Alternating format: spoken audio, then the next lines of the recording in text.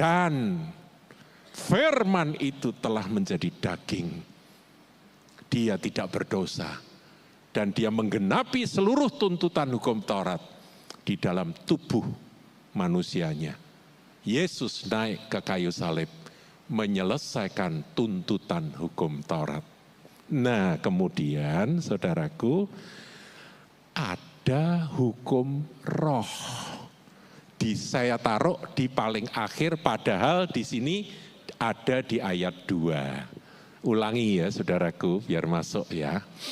Ayat 2, 2, 3. Hukum roh yang memberi hidup telah memerdekakan kamu dalam Kristus dari hukum dosa dan hukum maut.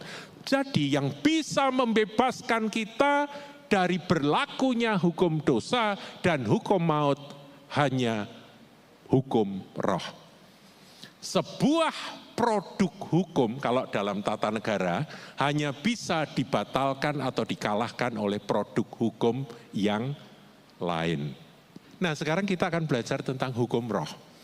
Kok hebat banget hukum roh bisa membatalkan hukum dosa dan hukum maut. Sehingga saudara dan saya, anak-anak Tuhan, kita bisa menang terhadap berlakunya hukum dosa dalam tubuh kita. Kita dapat mengalahkan hukum maut, sehingga kita punya iman bahwa maut tidak berkuasa dalam hidupku. Meskipun tubuhku nanti kalau selesai tugas aku mati, aku akan bangkit. Paham ya saudaraku? Itu hukum maut dikalahkan oleh hukum roh. Nah, sekarang hukum roh itu sebuah hukum yang bekerja dengan kekuatan, kemampuan yang melampaui atau mengatasi hukum dosa dan hukum maut. Karena hukum roh dikerjakan oleh Roh Kudus. Saya ulangi, hukum roh dikerjakan oleh Roh Kudus di dalam hidup kita.